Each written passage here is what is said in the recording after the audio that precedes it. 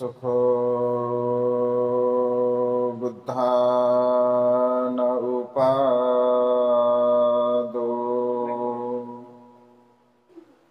सुखा सद्धम्म देशना सुखा संघ सामग्री समगानं तपो सुखो। विश्ववंदनीय विश्व शांतिदूत प्रज्ञाशील समाधीचे उद्गाता महान करुणावान करुणेचा सागर तथागत सम्यक संबुद्ध तथागतांचा पावन पवित्र सद्धम्म, त्या सद्धम्माचा सातत्याने प्रचार आणि प्रसार करणारा सदा पूजनीय भिक्खू संघ, बुद्ध धम्म आणि संघ या महान तीन रत्नाची आम्हा सर्वांना माहिती करून देणारे, आम्हा सर्वांचा आधारस्तंभ, भारतीय घटनेचे शिल्पकार, बोधिसत्व गुणपेतंग डॉक्टर बाबासाहेब आंबेडकर यांच्या धम्मक्रांतीमध्ये संपूर्ण जीवन समर्पित करतो। आज या मंगलमय प्रसंगी बाळ श्राविका हिच्या नामकरणाच्या निमित्ताने आपणा सर्वांना मार्गदर्शन करण्यासाठी उपस्थित असणारे पूजनीय भिक्खू करुणानंदजी थेरो, मुख्य संचालक the great happiness YouTube channel, ज्यांनी अत्यंत सुंदर आणि मार्मिक अशी धम्मदेशना दिली, असे पूजनीय भिक्खू ज्ञान धम्मानंदजी थेरो, मुख्य संचालक सर्च रिसर्च यूट्यूब चॅनल, सर्व श्रद्धासंपन्न उपासक उपासिका, त्याचप्रमाणे सातत्याने प्युरिटी ऑफ माइंड या यूट्यूब चॅनलच्या द्वारा धम्मदेशना श्रवण करणारे सर्व श्रद्धासंपन्न उपासक उपासिका, आपणा सर्वांच्या प्रती अनंत अनंत मंगलकामना मंगलमैत्री भावना व्यक्त करतो व आपणा सर्वांच्या हितासाठी सुखासाठी आणि कल्याणासाठी तथागतांच्या श्रेष्ठ धम्मदेशनाला प्रारंभ करतो। आपण सर्वांनी शांत चित्ताने तीन रत्नांच्या प्रती दृढ श्रद्धाभाव उत्पन्न करून तथागतांच्या धम्मदेशनेला श्रवण करावे, ग्रहण करावे। 2:30 वाजलेले आहे। ही जी वेळ आहे, दुपारची जी वेळ आहे, कशाची असते? दुपारची वेळ ही आपली झोपायची असते, आहे की नाही? आज काय झोप नाही आहे, आज भिक्खू संघ आहे आणि त्यामुळे धम्मदेशना श्रवण करायचे आहे तुम्हाला। प्रमाद जर आपल्या चित्तामध्ये असेल, म्हणजे आपले जे संस्कार असतात त्या संस्काराला अनुसरून आपलं शरीर आणि मन त्या संस्कारामध्ये, रोजच्या संस्कारामध्ये गुंतलेलं असल्या कारणाने कधी कधी आपल्या मनामध्ये आळस उत्पन्न होऊ शकतो, प्रमाद उत्पन्न होऊ शकतो आणि त्यामुळे आळसाला, प्रमादाला थोडं बाजूला सारायचा आणि सतर्क राहून धम्मदेशना श्रवण करायचा। कारण धम्मदेशना श्रवण करत असताना आपलं चित्त जर सतर्क असेल, जागरूक असेल, तर जे आपण श्रवण करतो त्याचा लाभ आपल्याला होऊ शकतो। जर समजून घ्या आपण ते प्रमादामध्येच जर श्रवण करत असेल तर त्याचा काही विशेष लाभ आपल्याला होणार नाही। म्हणजे श्रवण इंद्रिय तर ऐकायचं काम करतील, ऐक ना, श्रवण इंद्रिय असंही म्हणजे झोपत सुद्धा आपण ऐकू शकतो। एक जसं गाणे असतील किंवा काही एखादं प्रवचन असेल तर झोपत ते झोपताना आपण ऐकतो आणि डोळे लागून जातात आणि मग आपण असं म्हणतो की झोपता म्हणजे ऐकता डोळा लागून गेला आणि कधी झोप लागली ते काही समजलं नाही। पण त्याचा जो अर्थ असतो, कारण अधूर ज्ञान हे मनुष्याच्या हिताचं नसते, त्यामुळे ज्ञान संपादन करत असताना जागरूकता ही अत्यंत महत्त्वपूर्ण आहे, सतर्कता अत्यंत महत्त्वपूर्ण आहे. आपलं जर अटेन्शन नसेल, आपण जागरूक नसेल, आपण प्रमादामध्ये जर असेल, तर त्याचा विशेष काही लाभ आपल्या जीवनामध्ये होत नाही. आणि त्यामुळे दुपारची जरी वेळ असेल, कधी कधी भगवंत असे म्हणतात की कालेन धम्म सवनं येतं मंगलमुत्तम, म्हणजे काळ आणि वेळ धम्मदेशना श्रवण करण्यासाठी जर आपल्या जीवनामध्ये उत्पन्न होत असेल, तर त्या वेळेचा सदुपयोग आपण आपल्या जीवनामध्ये घेतला पाहिजे. तसं नामकरणाचं निमित्त आहे, अत्यंत सुंदर असं भंतेजींनी नाव ठेवलं, श्राविका. श्रावक संघ, श्रावक भिक्खुनी संघ, श्रावक भिक्खू संघ. श्रावक या शब्दाचा जर थोडक्यामध्ये जर आपण अर्थ असा बघितला, तर मला असं वाटतं की श्राविका म्हणजे किंवा श्रावक म्हणजे श्रवण करणारा. श्रावक किंवा श्राविका म्हणजे श्रवण करणारा. मग काय श्रवण करणारा किंवा काय श्रवण करू शकणारा? कारण केवळ भिक्षूंना आणि भिक्खुनींना श्रावक आणि श्राविका असा शब्दप्रयोग केला गेलेला आहे. अन्य जे काही प्रवर्जित असतील, अन्य जे काही साधू संत असतील, तर त्यांच्यासाठी विशेष रूपाने श्रावक किंवा श्राविका असा काही शब्दप्रयोग केला जात नाही. परंतु भिक्खू संघाला श्रावक संघ असं म्हटलं जातं. तर श्रावण करणारा जो संघ आहे, मग काय श्रवण करणारा आहे? कारण भगवंत असे म्हणतात की श्रोतमय प्रज्ञेचा विकास आपण सातत्याने केला पाहिजे. श्रोतमय म्हणजे ऐकणे, चांगलं आपण नेहमी ऐकलं पाहिजे. 7 धनापैकी एक धन भगवंताने सांगितलं, श्रोतमय धन. 7 प्रकारचे धन भगवंताने सांगितले. श्रद्धा धन भगवंताने सांगितलं, शील धन भगवंताने सांगितलं, त्याग धन भगवंताने सांगितलं, लज्जा धन भगवंताने सांगितलं, अव्यत्रप्य धन भगवंताने सांगितलं. त्यामध्ये श्रोतमय प्रज्ञा सुद्धा एक धन भगवंताने सांगितलं.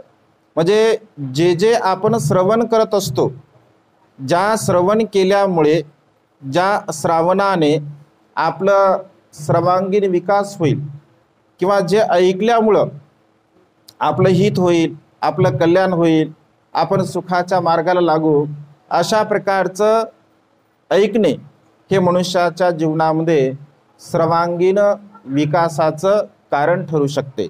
आणि त्यामुळे श्रवण करत असताना आपण नेहमी चांगलं श्रवण केलं पाहिजे, नेहमी चांगलं श्रवण केलं पाहिजे. पण मनुष्याचा जो स्वभाव आहे, तर तो चांगलं कमी श्रवण करतो आणि वाईट अधिक श्रवण करत असतो. जसं उदाहरणार्थ समजून घ्या, आपल्याला कुठेतरी इमर्जन्सी जायचं आहे, आपण घरून घाईघाई निघालो, आपल्याला कामानिमित्त कुठेतरी जायचं. जाता जाता रस्त्याने समजून घ्या, एखाद्या घरामधून जर मोठमोठ्याने आवाज येत असेल, कशाचा? भांडणाचा समजून घ्या. भांडण होत असेल तर आपण कामानिमित्ताने निघालो, पण जर समजून घ्या ते घर आपल्या ओळखीचं असेल, तर आपण आपल्या कामासाठी निघून जाईल का तिथे थांबेल? आपण निश्चित थांबेल. कशासाठी? नेमकं काय चाललं हे पाहण्यासाठी आपण तिथे थांबू.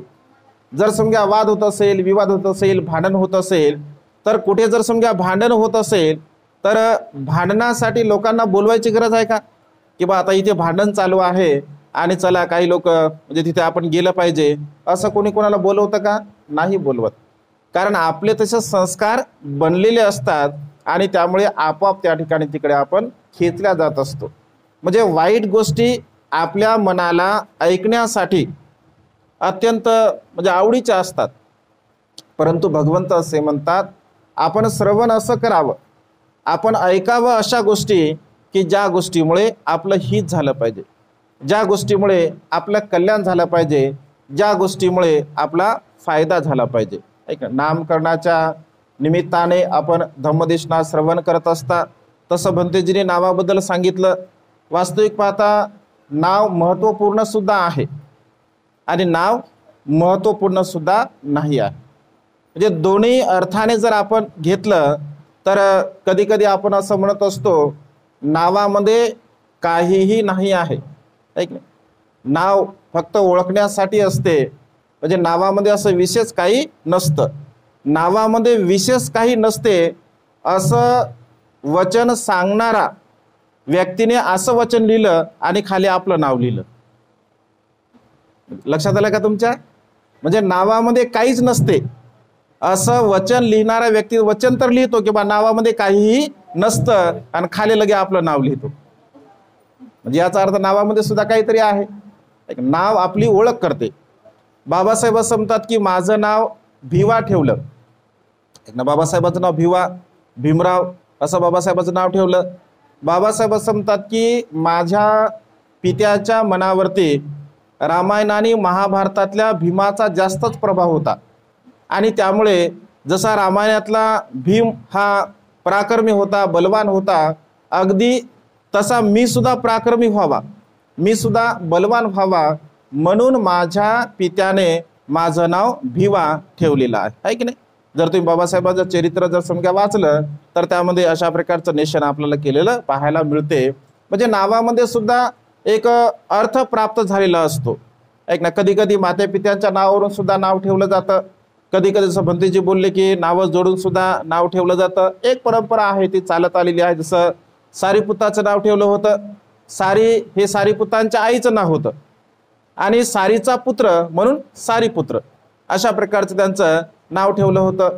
मोग्गलायन त्यांचं मोग्गलायन कुळ होतं म्हणून त्यांचं मोग्गलायन असं नाव ठेवलं होतं। दिसण्यासाठी ते काळे होते, मोग्गलायनाचा अर्थ काळा सुद्धा असं होतं, वर्ण काळा होते आणि त्यामुळे त्यांचं नाव तसं ठेवलं होतं। कधी कधी कुळावरून नाव ठेवतात, कधी कधी आपल्या आपतेष्टावर नाव ठेवतात, म्हणजे नाव हे ओळखण्याचं साधन असते। तसं मिलिंद प्रश्नामध्ये ऐक ना, भंते नागसेनला राजा मिलिंद प्रश्न करतो की भंते आपलं नाव काय आहे?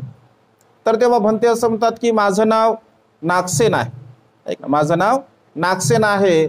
आता मिलिंद राजा हुशार असतो, बुद्धिवान असतो, ज्ञानी असतो। तो म्हणतो नागसेन म्हणजे काय? नागसेन म्हणजे काय? हे तुमचे डोळे म्हणजे नागसेन आहे का? ऐक ना, तुमचं तोंड म्हणजे नागसेन आहे का? तुमच्या हातामध्ये नागसेन आहे का? तुमचे पाय म्हणजे नागसेन आहे का? तुमचं शरीर म्हणजे नागसेन आहे का? असं अनेक प्रकारे त्या ठिकाणी ते विचारतात। तर ते असं म्हणतात की डोळे म्हणजे माझं नागसेन नाही आहे, हात म्हणजे नागसेन नाही, पाय म्हणजे नागसेन नाही, अशा प्रकारचे ते व्याख्या करत असतात। कारण राजाला म्हणजे प्रश्न विचारण्याची सवय असते आणि तशा पद्धतीने तो प्रश्न विचारतो। तर भंते नागसेन म्हणतात की महाराज ज्याप्रमाणे माता पिता जयसेन, सुरसेन, विजयसेन असे नाव ठेवतात, अगदी तशा प्रकारे माझं नाव नागसेन ठेवण्यात आलेलं आहे। पण ते म्हणतात की नागसेन तर मला इथे कोणी दिसत नाही आहे, मग नेमकं नागसेन म्हणजे काय? नागसेन म्हणजे का आहे? म्हणजे तुमच्या वेदना म्हणजे नागसेन आहे का? तुमचं रूप म्हणजे नागसेन आहे का? म्हणजे अशा प्रकारच्या अनेक प्रकारच्या संकल्पना त्या ठिकाणी ते विचारतात। तेव्हा नागसेन नागसेन असतात, हुशार असतात, बुद्धिवान असतात। महाराजला ते महाराज अत्यंत म्हणजे ही उन्हाची वेळ आहे, आपण अत्यंत सुकुमार आहात, ऐक ना, आपण राजकुमार आहात आणि कधी आपले जमिनीवरती पाय सुद्धा पडत नाही आहेत, कारण आपण अत्यंत सुकुमार आहात। महाराज या प्रसंगी तुम्ही कसे आला आहात? म्हणजे या प्रसंगी तुम्ही इथे कसे आला आहात? म्हणजे तुम्ही पायी आले आहात का एखाद्या वाहनाने आला आहात? तर तेव्हा राजा मिलिंद म्हणतो की भंते मी पायी नाही आलो आहे, तर मी रथाने आलो आहे। तुम्ही रथाने आला आहात? मग महाराज नेमका रथ म्हणजे कोणता आहे? म्हणजे दांडा म्हणजे रथ आहे का? त्याचे सांगड म्हणजे रथ आहे का? दोरी म्हणजे रथ आहे का? चाकं म्हणजे रथ आहे का? त्याच्या आऱ्या म्हणजे रथ आहे का? अशा प्रकारचे प्रश्न केले जातात। तेव्हा मिलिंद राजा नागसेन भंतेंच्या शब्दाला जाणतो आणि तो म्हणतो की महाराज दांडा असेल, चाकं असेल, आर्य असेल, दोरी असेल, घोडे असतील, या सर्वांना मिळून एकत्र जी संज्ञा केली जाते त्याला रथ असे म्हणतात। तेव्हा भंते नागसेन म्हणतात की अगदी बरोबर, म्हणजे आता महाराजांनी रथाचा अर्थ अत्यंत व्यवस्थितपणे म्हणजे सांगितलेला आहे। अगदी तशाच प्रकारे कान, नाक, डोळे, जीभ, त्वचा, हात, पाय, शरीर या सर्व शरीराने मिळलेलं जे काही अवयव आहे तर त्यालाच नागसेन ही संज्ञा दिलेली आहे. परंतु वास्तविक पाहता चिरस्थायी या शरीरामध्ये असं नागसेन नावाचं काहीही नाही आहे. कारण आपलं जे शरीर आहे अनित्य आहे, नश्वर आहे, क्षणभंगुर आहे, परिवर्तनशील आहे. मनुष्याचं जीवन हे सतत बदलणार आहे. परंतु नाव केवळ मनुष्याला ओळखण्यासाठी असते आणि ओळख ही मनुष्याची आपल्या नावाने बनत असते. मग केवळ नाव एखादं चांगलं आहे म्हणजे तो अत्यंत प्रसिद्ध होतो, किंवा नाव चांगलं आहे म्हणून तो जगप्रसिद्ध असतो, किंवा नाव चांगलं आहे म्हणजे तो सुखी असतो, असं नाही आहे. तर नावाच्या सोबत सोबत कार्य आणि कर्तृत्व सुद्धा आपलं तसं असलं पाहिजे.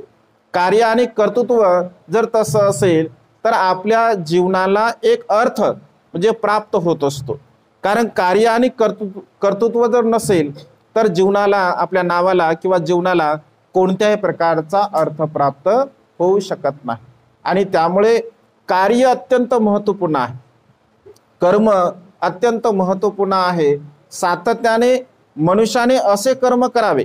एक ना, भगवंत असे म्हणतात की हजारो वर्ष अकुशल कर्म करून, वाईट कर्म करून जीवन जगण्यापेक्षा काही क्षणभर, काही वेळापुरतं आपण जीवन जगावं, जे की शीलाने, सदाचाराने आणि नीतिमत्तेने आपल्या जीवनामध्ये त्याचा लाभ झाला पाहिजे. कारण मनुष्य अगदी छोटंसं जरी कार्य करत असेल पण ते कार्य जर महान असेल, जसं उदाहरण म्हणून जर घ्यायचं असेल, बाबासाहेबांना पाणी देणारा कोण? बाबासाहेबांना कोणी पाणी दिलं होतं? पाण्यासाठी कोण थांबलं होतं माठ घेऊन? कोण थांबलं होतं? गाणं आहे ना, कोणीतरी थांबलं होतं ना मुंबईला, पनवेलला. कोण थांबलं होतं? या सोनबा वेलवे आहे की नाही. म्हणजे सोनबा वेलवे नावाचा सदग्रस्त त्याने बाबासाहेबांना हॉटेलवाल्याला पाणी दिलं नाही, महाराष्ट्रांना पाणी मुळीच मिळणार नाही असं म्हटलं जातं. तो ऐकतो, लाकड तोडत असतो. त्याला असं वाटतं की आपले बाबासाहेब पुन्हा बिना पाण्याचे या रस्त्याने जाऊ नये, आणि असं म्हटलं की आयुष्यभर त्या वाटेवरती सोनबा वेलवे बाबासाहेबांचं म्हणजे बाबासाहेब या रस्त्याने जावे आणि त्यांनी कधी त्यांना बिना पाण्याचं ते जाऊ नये म्हणून संपूर्ण आयुष्य तो तिथे राहिला असं म्हटलं जातं. बघा, एका कार्यासाठी आज सोनबा आपल्यामध्ये जिवंत आहे. जोपर्यंत बाबासाहेब आहे तोपर्यंत जिवंत राहणार आहे. म्हणजे मनुष्य नकळतपणे कधी कधी एखादं कार्य असं करून जातो की मनुष्याला ते कार्य अजरामर करत असते. मनुष्याच्या जीवनामध्ये म्हणजे अजरामर होण्यासाठी फार मोठं विशाल कार्य करावं लागतं असं काही नाही. परंतु ते कार्य जर प्रामाणिकपणे असेल, म्हणजे त्यांनी जे कार्य केलं ते सहज आणि साधं नाही आहे, सहज आणि साधं आणि सोपं नाही आहे. आयुष्यभर बाबासाहेबांसाठी तिथे पाण्याचा माठ घेऊन उभं राहणं म्हणजे साधी आणि सोपी गोष्ट नाही आहे. आपलं जीवन समर्पित केलं त्याने, आपलं जीवन पूर्णपणे समर्पित केलेलं आहे. तर जे जे लोक या संसारामध्ये चांगलं कार्य करण्यासाठी आपलं जीवन समर्पित करतात तर ते लोक या संसारामध्ये अजरामर होत असतात. आणि त्यामुळे भगवंत असे म्हणतात की आपण अशा प्रकारचं कर्म करावं, आपण अशा प्रकारचं जीवन जगावं की आपल्या जीवनाला काहीतरी अर्थ प्राप्त झाला पाहिजे. म्हणजे आपलं जसं नाव असेल तशा प्रकारचं कार्य सुद्धा कधी कधी आपण करण्याचा प्रयत्न केला पाहिजे. कारण कार्य कर्तृत्व आपल्या नावाला मोठं करत असते. तुमची एक वेगळी कार्य करण्याची शैली असेल, तुमचं वेगळं काम करण्याची पद्धती असेल तर त्या वेगळ्या पद्धतीने तुम्ही या संसारामध्ये अजरामर राहू शकता. तुम्ही चांगलं कार्य जर केलं, प्रामाणिकपणे काम केलं, व्यवस्थितपणे जर तुम्ही जीवन जगलं तर नक्कीच आपलं कार्य, कारण नावाने मनुष्य, भगवंत असे म्हणतात केवळ नाव कितीही चांगलं असेल परंतु त्या नावाप्रमाणे जर मनुष्य कार्य करत नसेल तर त्या मनुष्याला कोणत्याही प्रकारचा लाभ होत नाही. जसं एक जातक कथा बौद्ध साहित्यामध्ये आलेली आहे बघा, नावाच्या संदर्भामध्ये, म्हणजे नामकरण विषय आहे म्हणून त्या संदर्भामध्ये बोलतो की नाव काही विशेष नसते, आपलं कार्य अत्यंत महत्त्वपूर्ण आहे. एका गुरुच्या म्हणजे गुरु एका आपल्या शिष्याचं नाव ठेवत असतो, पापक नाव ठेवतो. आणि मग येणारे जाणारे त्याचे मित्र, आता पापक नाव असते, मग त्याला पाप्या म्हणतात. ए पाप्या इकडे ये, ए पाप्या तिकडे जा. मग त्याला असं वाटतं मी एवढं चांगलं करतो, म्हणजे तो खूप चांगला असतो, शीलवान असतो, गुणवान असतो, चांगल्या प्रकारचं कर्म करणारा असतो. तो असं म्हणतो की मी एवढं चांगलं काम करतो, मला हे पापी का म्हणतात किंवा मला पाप्या का म्हणतात. म्हणजे त्याला थोडंसं आपल्या नावाबद्दल म्हणजे थोडंसं वाईट वाटते आणि तो आपल्या गुरुकडे जातो आणि गुरुना म्हणतो की महाराज, माझं नाव जरा मला चांगलं वाटत नाही आहे, माझं नाव जरा तुम्ही बदला, कारण मला सर्व पाप्या म्हणतात. मी तर कुठलंच पाप केलं नाही, मी एवढं चांगल्या प्रकारचं कर्म करतो, कुशल कर्म करतो, तुमची खूप चांगल्या प्रकारे मी सेवा करतो, हे सर्व चांगल्या प्रकारचं कार्य करत असताना सुद्धा मला पाप्या पाप्या म्हटलं जातं, तर माझं नाव तुम्ही बदला. आता गुरु असतात, कधी कधी काही काही गोष्टी डायरेक्टली सांगायच्या नसतात. ऐक ना, भगवंताने मार्गदर्शन केलं म्हणजे पटाचाराला लगेच भगवंताने उपदेश केला असं नाही आहे. किसा गौतमीला भगवंताने डायरेक्टच उपदेश केला का? नाही. म्हणजे कधी कधी भगवंताची किंवा एखाद्या गुरुची म्हणजे शिष्यांना शिकवण्याची पद्धती वेगवेगळी असते. कधी कधी उपमा देऊन शिकवलं जातं, कधी कधी डायरेक्टली त्याला सांगितलं जातं, कधी कधी स्व-अनुभूती सुद्धा मनुष्याला असणं अत्यंत गरजेचं आहे. आणि गुरुला असं वाटलं की याला स्व-अनुभूती आपण दिली पाहिजे, कारण नावामध्ये काय असं विशेष नाही आहे, नाव फक्त ओळखण्यासाठी आहे. आणि त्यामुळे गुरु असं म्हणतो की ठीक आहे, मला असं वाटलं म्हणून मी तुझं नाव ते ठेवलं, पण तुझं नाव ठेवण्यामागे माझा काय तो उद्देश नव्हता की तुला कोणी पापी म्हणावं, पण तुझी इच्छाच आहे तर तू नगरामध्ये जा आणि नगरामध्ये जाऊन तुला जे योग्य नाव वाटेल, तुला जे नाव आवडेल अशा प्रकारचं ते नाव मला तू येऊन सांग, मी तुला ते नाव देतो. नाव शोधण्यासाठी मग तो नगरामध्ये जात असतो. नगरामध्ये नाव शोधण्यासाठी जात असताना, आता नगरामध्ये दूर नगर असेल तर त्या दूर नगरामध्ये जात असताना एका चौ रस्त्यावरती एक व्यक्ती त्याला दिसत असतो आणि त्याला तर नाव विचारायचं असते. त्या व्यक्तींकडे तो जातो आणि त्यांना तो म्हणतो की त्यांना म्हणजे तो विचारत असतो की तुम्ही कुठून आलात, कसे आलात, कुठे जाणार आहात, त्यांची विचारपूस होते. आणि याला फक्त नाव विचारायचं असते, हे सर्व सांगतो आणि शेवटी त्यांना म्हणतो की तुमचं नाव काय आहे, कारण याला नाव विचारायचं आहे. तर तो म्हणतो माझं नाव आहे पंथक. काय आहे? माझं नाव आहे पंथक. आणि हा पंथक या पाप्याला विचारत असतो की हा रस्ता कुठे जात आहे. पंथक याचा अर्थ काय होतो माहिती आहे तुम्हाला? पंथक म्हणजे दुसऱ्यांना मार्ग सांगणारा, दुसऱ्यांना रस्ता दाखवणारा.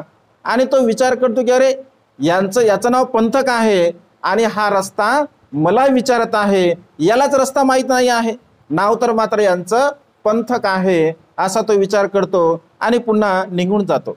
असं म्हटलं जातं.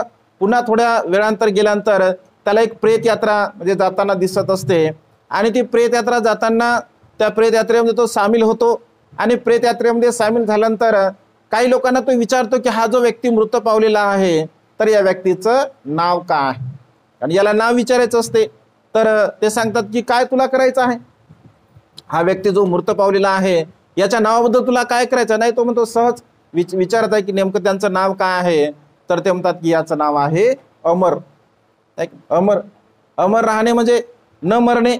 ऐक ना, संसारामध्ये आपण म्हणतो ना हा अमर राहणार आहे, आपण कधी कधी व्यवहारामध्ये म्हणतो तू काय अमर राहणार आहे का, ऐक नाही, म्हणजे कायमस्वरूपी तू कधी काही मरणार नाही आहे का. तो विचार करतो की अरे नाव आहे अमर आणि हा तर मृत्यूला प्राप्त झालेला आहे. दुसरा प्रसंग पुन्हा असं म्हटलं आहे की एक जेव्हा रस्त्याने तो जातो तर एका घरामध्ये एका मोलकरीला तिची मालकीन मारत असते. मग मारते तिला, काहीतरी कामानिमित्त काम केलं नसेल व्यवस्थित वगैरे म्हणून. आणि हा तिला सुद्धा विचारतो. आता ती मार खाते, ती म्हणते मी कोणत्या कारणाने मार खात आहे, कशामुळे मार खात आहे. तर तो विचारपूस करतो आणि पुन्हा तिला विचारतो की तुझं नाव काय आहे. तर ती म्हणते माझं नाव धनपाली आहे. मग तू मार कशामुळे खात आहे. तर मालकींचे माझ्यावरती खूप सारे पैसे आहे आणि ते काय माझ्याच्यानं देणं होत नाही आहे आणि त्यामुळे मला मालकीन मारत आहे. तो म्हणतो अरे धनपाली नाव आहे, धनपाली म्हणजे धनाचं पालन करणारी नाव आहे धनपाली, परंतु धनासाठी मात्र ती मार खात आहे. अशा प्रकारचे असे 2-4 उदाहरणं त्याच्या समोर येतात आणि त्याला असं वाटतं की अरे नावामध्ये काही विशेष नाही आहे तो आपल्या गुरुकडे जातो आणि त्यांना म्हणतो की महाराज, माझं जे काही नाव आहे ते मात्र ठीक आहे. कारण नावामध्ये असं विशेष काही नसतं. नाव ओळखण्यासाठी असते. आता कधी कधी कोणाकोण्या स्त्रीचं नाव शांती असते, शांती म्हणतो ना, शांती शांती नाव असते, पण जराशी शांतता नसते, नुसती भांडखोर असते. शांतता नावाची गोष्ट त्यांच्याकडे. म्हणजे कधी कधी असंही होतं, एखाद्या व्यक्तीचं नाव बलवान असते पण असा शरीराने लुकडा असतो, नाव तर बलवान असते. म्हणजे नावामध्ये असं विशेष काहीच नाही आहे. नाव फक्त ओळखण्यासाठी असते, परंतु कार्य आणि कर्तृत्व जर आपलं तशा प्रकारचं असेल तर निश्चितपणे आपल्या नावाला म्हणजे आपलं कार्य हे मोठं करत असते. आणि त्यामुळे भगवंत असे म्हणतात की सदा सर्व काळ आपण कर्म असे करावे. ऐक ना, आपण कार्य असं करावं, आपण कर्म असं करावं की आपण तिथे हजर जरी नसेल तरी सुद्धा, आपण जर तिथे नसेल तरी सुद्धा 4 लोक असं म्हटले पाहिजे की तो व्यक्ती इथे का नाही आला आहे किंवा तो व्यक्ती कुठे गेला आहे. म्हणजे अशा प्रकारचं जर आपलं कर्म असेल, तसं दोन्ही लोकांची म्हणजे लोक आठवण काढतात. ऐक ना, चांगल्या लोकांची सुद्धा आठवण काढतात आणि वाईट लोकांची सुद्धा आठवण काढतात. जर एखादी भांडकुदळ स्त्री असेल, म्हणजे भांडणं करणारी असेल आणि ती जर नाही आली तर आपण काय म्हणतो, बरं झाले नाही आली, नाही तर ती जर इथं असेल तर कोणासोबत तरी भांडली असती. कारण स्वभाव तो आहे. किंवा चांगला मनुष्य असेल तर आपल्याला असं वाटतं की ते सुद्धा असायला पाहिजे होतं, तो चांगला मनुष्य आहे, सदाचारी आहे, गुणवान आहे. आणि त्यामुळे भगवंत असे म्हणतात की कर्म आपल्या जीवनामध्ये आपण नेहमी चांगल्या प्रकारचे केले पाहिजे, ज्या कर्माच्या द्वारा आपण सदा सर्व काळ आपल्या जीवनामध्ये अजरामर असलं पाहिजे. कारण असं म्हटलं जातं की मनुष्याच्या जीवनामध्ये जर चांगल्या प्रकारचं कर्म करणारा मनुष्य असेल, कायने वाचेने आणि मनाने, म्हणजे नाव ठेवण्यामागचा जो उद्देश आहे, जसं श्राविकाचं जे आपण नाव ठेवलं आहे, भिक्खू संघ आणि भिक्खुनी संघाला श्राविका म्हणतात, अन्य कोणाला म्हणत नाही. म्हणजे जो नेहमी चांगल्या प्रकारचं श्रवण करतो. ऐक ना, भिक्खू संघ सातत्याने चांगल्या प्रकारचं श्रवण करतो आणि दुसऱ्यांना चांगल्या प्रकारचं श्रवण करण्यासाठी भाग पाडत असतो. भगवंताने 2600 वर्षापूर्वीचा धम्म हा 45 वर्षापर्यंत लोकांना शिकवला. म्हणजे चांगल्या चांगल्या प्रकारचं लोकांना भगवंताने शिकवलं, ते लोकांनी श्रवण केलं, ते लोकांनी ग्रहण केलं. आणि त्यामुळे भिक्खू संघाला नेहमी श्रावक संघ असं म्हटलं जातं. जे नेहमी कायेने चांगल्या प्रकारचे कुशल कर्म करतात, वाचेने चांगल्या प्रकारचे कुशल कर्म करतात, मनाने चांगल्या प्रकारचे कुशल कर्म करतात. आणि त्यामुळे आपण नेहमी श्रवण करण्याचा प्रयत्न केला पाहिजे. श्रवण जे काही प्रज्ञा आहे, श्रवण जे काही ज्ञान आहे, श्रोतमय जी प्रज्ञा आहे, श्रोतमय प्रज्ञेचा विकास आपण आपल्या जीवनामध्ये सातत्याने केला पाहिजे. नेहमी चांगलं श्रवण केलं पाहिजे.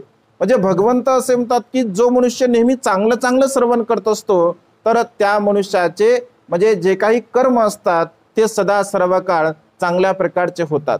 कारण ऐकून ऐकून जे ज्ञान आपल्याला प्राप्त होत असते, कधी कधी काही काही लोक बघा अडाणी असतात, काही काही लोक अज्ञानी असतात, म्हणजे शिक्षित नसतात, परंतु त्यांची जी श्रवण इंद्रिय असतात ती अत्यंत प्रभावशाली असतात. जसं आपल्या प्युरिटी ऑफ माइंड या चॅनलवरती खुजुत्रा नावाच्या दासीच्या संदर्भामध्ये बघा मी प्रवचन दिलेलं आहे. म्हणजे खुजुत्रा नावाची दासी शामावतीची दासी असते, एवढी श्रोतमय प्रज्ञा तिची विकसित असते. म्हणजे भगवंताचे उपदेश, तिला दासी असते परंतु भगवंताचे उपदेश ऐकून ऐकून तिची एवढी प्रज्ञा विकसित होते. असं म्हटलं आहे की भगवंताचे सर्वच्या सर्व उपदेश तिला अगदी मुखोगत होते. 500 सेविकेला रोज ती उपदेश करत असे. तिचं काम असायचं भगवंताकडे जायचं, भगवंताचा उपदेश ऐकायचा आणि जशाच्या तसा ती उपदेश राणी सामावतीला आणि त्यांच्या सेविकेला देत असे. भगवंत असे म्हणतात की भिक्षुंनो, उपासिकेंना उपदेश करण्यामध्ये जर अग्र कोणी असेल तर ती म्हणजे खुजुत्रा दासी आहे. कशामुळे? श्रवण इंद्रिय आपले जर शाबूत असतील किंवा श्रवण इंद्रिय आपण नेहमी सतर्क ठेवले असतील, श्रोतमय प्रज्ञेला जर आपण विकसित केलं असेल तर ती प्रज्ञा आपल्या जीवनामध्ये अत्यंत महत्त्वपूर्ण आहे. माता विषयकीची श्रवण प्रज्ञा अत्यंत जागरूक होते. भगवंत असे म्हणतात की विशाखा एवढी प्रज्ञावान आहे, एवढी बुद्धिवान आहे, कारण ती अत्यंत नम्र असते. ऐकणाऱ्या लोकांमध्ये एक चांगला गुण असतो, ते नेहमी नम्र असतात. ज्यांना ज्ञान प्राप्त करायचं आहे त्याने ऐकून घेण्याची सवय लावली पाहिजे. म्हणजे ज्यांना ज्ञान प्राप्त करायचं आहे त्याने ऐकून घेण्याची सवय लावली पाहिजे. ज्यांना ऐकून घेण्याची सवय आहे, ऐकून घेण्याची म्हणजे काय सगळंच ऐकून घ्यायचं नसते, जे जेवढं काही चांगलं चांगलं आहे तेवढं चांगलं चांगलं ऐकून घ्यायचं असते. म्हणजे चांगलं ऐकून घेण्याची सवय ज्यांना असते त्याच्या प्रज्ञेचा विकास होत असतो. माता विशाखा अत्यंत प्रज्ञावान होती, ज्ञानी होती, बुद्धिवान होती. कशामुळे? कारण तिला नेहमी ऐकून घेण्याची सवय होती. नेहमी सातत्याने भगवंताचे उपदेश ती श्रवण करत असे. तिच्या प्रज्ञेबद्दल भगवंत सांगतात की एखादा राजा, म्हणजे राजाला जर एखादा निर्णय घ्यायचा असेल तर किमान तो राजा त्या निर्णयावरती 7 दिवस चर्चा करेल. 7 दिवसापर्यंत चर्चा करेल, चिंतन करेल, मनन करेल आणि त्याच्यानंतर तो निर्णय तो राजा घेऊ शकतो. परंतु विशाखा एवढी प्रज्ञावान होते, तोच निर्णय जर विशाखेला घ्यायचा असेल तर डोळ्याची पापणी लावण्यासाठी जेवढा वेळ लागतो तेवढ्या वेळेमध्ये विशाखा ती निर्णय घेऊ शकत होती. एवढी प्रज्ञा तिची विकसित होती. कशामुळे? श्रोतमय प्रज्ञेचं तिनं आकलन केलं होतं. श्रोतमय प्रज्ञा तिची विकसित होते. म्हणजे मनुष्याच्या जीवनामध्ये श्रोतमय प्रज्ञेला अत्यंत महत्वाचं स्थान आहे आणि त्यामुळे सातत्याने चांगल्या चांगल्या गोष्टी आपण श्रवण केल्या पाहिजे, चांगल्या गोष्टी आपण ग्रहण केल्या पाहिजे. म्हणजे असं श्रवण करावं, भगवंत असे म्हणतात की जे ऐकल्यानंतर आपल्या मनाला प्रसन्नता वाटेल. जे ऐकलेलं जेव्हा जेव्हा आपण त्याचं चिंतन करू तेव्हा तेव्हा आपल्या मनाला प्रसन्नता वाटत असेल. जे ऐकलेलं आहे ते जेव्हा जेव्हा आपल्याला भविष्यामध्ये आठवेल तेव्हा तेव्हा सुद्धा आपलं मन प्रसन्न असलं पाहिजे. अशा प्रकारचं आपण श्रवण केलं पाहिजे आणि अशा प्रकारचं श्रवण करण्याचं जर कोणतं माध्यम असेल तर तो म्हणजे धम्म आहे, तो म्हणजे सद्धम्म आहे, तो म्हणजे नीतिमत्ता आहे. आणि सातत्याने आपण धम्म श्रवण करावा.